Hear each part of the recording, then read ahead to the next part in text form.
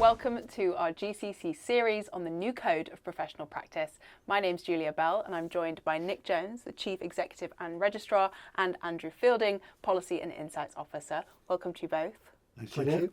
So in this episode, we are talking about running a business. Of course, chiropractors have a lot of responsibility in that respect, not just towards their patients, but also towards their colleagues, their teams, and the wider profession as a whole. I think it's worth saying at the start, Julia, that running a business is part of being a healthcare professional. We absolutely recognise that most chiropractors work in private practice, and the code is full of references about and standards to ensure that care is provided ethically, transparently and safely for patients.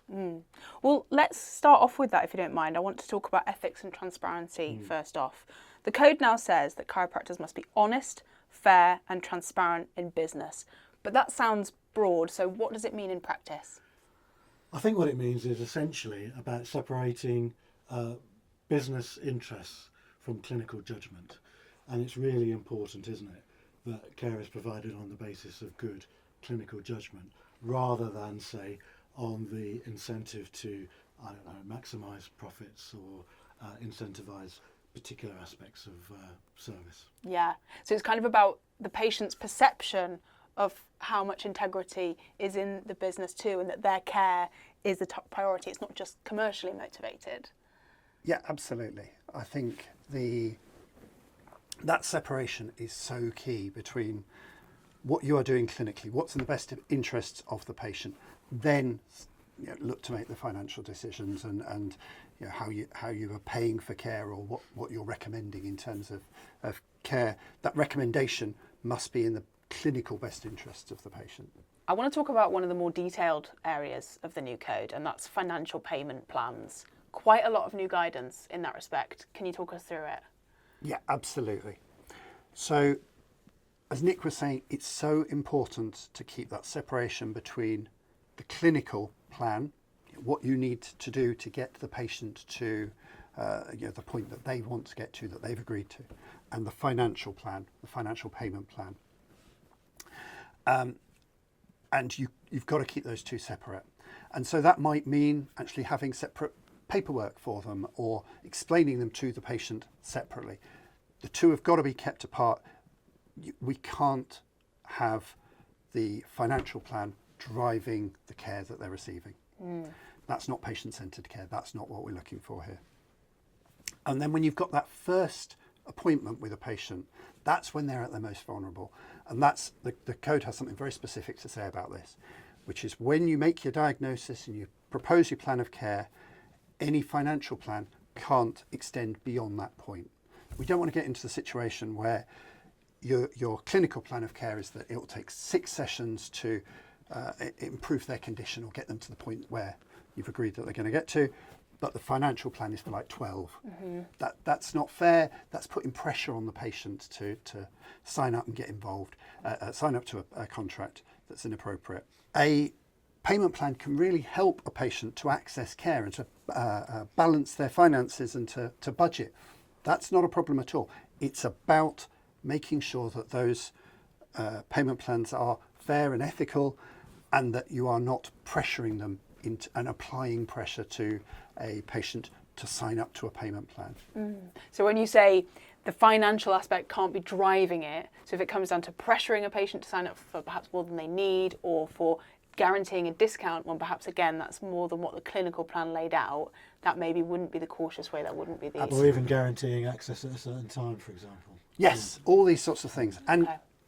and again, we are the regulator of the chiropractor, but as a business you're also regulated by the Competition and Markets Authority, who also set requirements about contracts and that sort of thing, making sure that you have a written contract, the patient understands what's going on, they've got arrangements for refunds, and they can end the contract in an appropriate, easy, accessible way. We've all heard of gym memberships where you have to turn up on the 7th of the month in order to be able to get out of it.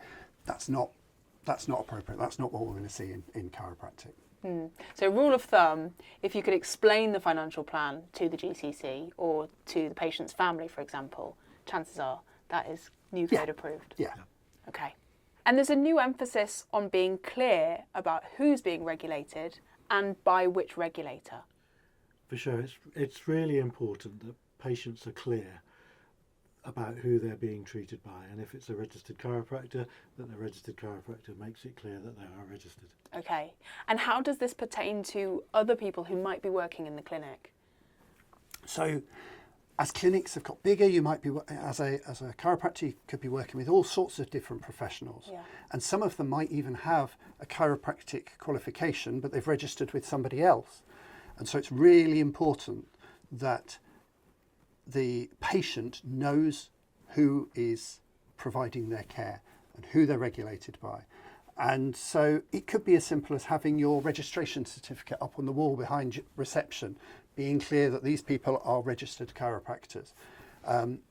It could be things like on your website, having a link through to your record on the register, using the I'm Registered logo. We've got this, the I'm Registered logo, which we want every chiropractor to make use of to demonstrate their regulation. And the benefit of this will be that we know that there are people who, quote, use chiropractic techniques and sort of it's a problem where they're not a registered chiropractor. But if patients are aware of registration, they're aware of regulation, then they'll know to ask the questions. If they're seeing somebody that they're a little bit, is a little bit questionable or they're not quite sure of. So that's got to be good for the whole profession as well. So something as simple as having it clearly stated on business cards, or if you've got a website with bios for different members of staff in the clinic, outlining it there too. Absolutely. Being clear who is and who is not a registered chiropractor is absolutely central. Okay. So let's touch on collaboration then, because this is a new principle in its own right. Yes, so Principle H is all about how, as a chiropractor, you relate to other people. Whether you're working in a large clinic, it's all the colleagues, it's working with colleagues. If you're working on your own, it's how you work with the wider healthcare environment. You know, the dentists, the GPs, the other healthcare providers locally. So it's about thinking again from the patient's point of view. It's much more than just making a referral. It's actually communicating with the people that need to be involved in the care of that patient and that patient-centered care. So thinking about things like, if their pain is causing them depression, having a conversation with the GP. If you're treating shoulders or neck and it's also impacting on their jaw, maybe you need to speak to their dentist. It's about that integration and communication with the wider healthcare environment and with the people working in your clinic, making sure that they are getting the best patient-centered care possible. And then speaking of new directions for the code, there's an element about leadership this time as well. Nick, can you talk us through that? That's right. Leadership is an area which we've focused on, and it's not necessarily about position or authority or about being a clinic owner, for example. Yes, it can include that, but I think it's important that all chiropractors in whatever setting can demonstrate leadership and kind of personal responsibility for conducting themselves well, professionally, and so on. So it's almost as if there's an element to ensure that they are holding team members to account and making sure there is respect and mutual understanding in the workplace. That's right. There are opportunities to show leadership in any setting at any time. It's also about developing their colleagues and encouraging that development and encouraging them to develop in their own practice as well. It's that responsibility to anybody that you lead, you employ, or that you are responsible for. And when you're passing duties on to them, it's checking that it's being confident in their abilities and helping them to get to their best place in terms of providing that care to the patient. And it's recognising as well that whilst most chiropractors work in a clinical setting, there are chiropractors who are working in academia, in professional bodies, and so on. So it's across the board that we're looking for leadership. And this element of the code applies really to everybody. Absolutely. Okay, let's move on then to record keeping and to data protection. It sounds administrative, but actually it's got a big impact on patient safety. Yeah, and it's so key to running a business. You can't run a business without data, and for a chiropractor, those records are so important. So data protection's always been in the Code of Professional Practice and its predecessors, but actually we've taken some of those things out of this new code because the Information Commissioner's Office is far better positioned to regulate these sorts of things. So we expect chiropractors to meet their requirements. It doesn't need to be in our code as well. Okay. That said, record keeping, absolutely, really important. Records have got to be legible, they've got to be accurate, they've got to be up to date. And I mean, sort of practical example, if you're making a change to a record after the event, you're going through, you're reviewing your notes, and you go, actually, that's not quite what happened. That's fine. You can do that, but it needs to be attributable, and you need to sort of mark it up as being a change, mark the date, so that anyone coming to the records later on can see what happened, see why it happened. And if you're using a patient management system, you need to know how to do that as well. So that's something to go and actually check. How do I make a change if I need to change my clinical notes in the system? Just make sure you're on top of that. Okay, for this next section, we're joined by Sean McQueen, who helps support with registration at the GCC. Sean, great to have you. Thanks for being with us. Thank you. So we're talking about the running a business element of the new code. Can I ask you first off, how can clinics ensure that their details are updated with the register? Yeah, that's a really good question. We feel like a registrant should have the most up-to-date details on the register, so that would mean their practice address details. So if they want to do that, they can log onto the GCC portal and they'll be able to add their new practice address details, and within the GCC portal and that address part as well, they'll be able to add their website details as well. So imagine having a new website. If they've just set that up, they'll be able to then broadcast that in a way on the register to show their latest website as well. Okay. It's so important that registrants are findable on the register. That's the key thing. We see situations where they just use their first name, or they haven't got all the list of the clinics up to date. So the more that you can do to keep your register entry up to date, the better, isn't it? Yeah, of course. Yeah, having the most up-to-date details on there, Right. beneficial for all. That makes sense. Speaking of running a business, I feel like everyone is talking about AI. It is everywhere and how we can make the most of it. But of course, it is a little bit complicated when it comes to patient care. So how does the code approach the topic of AI, if at all, when it comes to, for example, chiropractors taking notes in the clinic? You're right, Julia. AI is everywhere, isn't it? It's available and accessible, whether that's through patient management systems or elsewhere. The code doesn't actually reference AI as such, so the same principles apply to good management of information. So being cautious about identifying information into the system and ensuring good levels of security.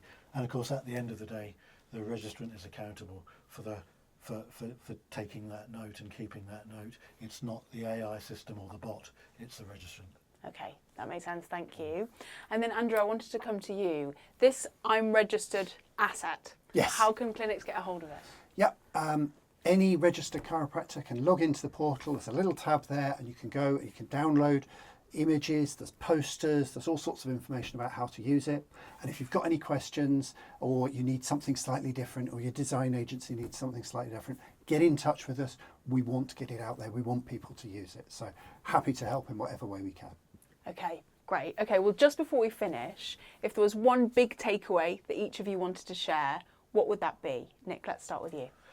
So for me, it's about the financial payment plans and the requirement to make a very clear distinction between the financial plan and the plan of care for the patient. Follow the requirements of the code. Thank you. Sean, what's yours? Yeah, for me, it would be really taking advantage of that GCC portal, specifically things like the I am registered asset, be able to get access to that, and also update your practice address details in there as well, and everything in between. Make sure it's up to date and clear and full. Exactly. Thank you. Andrew? I think for me, it's the requirement to be honest, fair and transparent in all aspects of your business. You're a professional. That is part of being a professional, running your business in that honest, fair and transparent manner. Perfect. 3 great messages to leave us with. Thank you so much for sharing your Thank you. insights Thank you. on this running a business section of the Code of Professional Practice. And of course, you can read the code in full online at gcc-uk.org. Of course, the GCC monthly newsletter has plenty of content about the code, and there's always advice online and on social media. We're making 5 other videos just like this on different sections of the code, so we'll catch you there, and thank you for watching.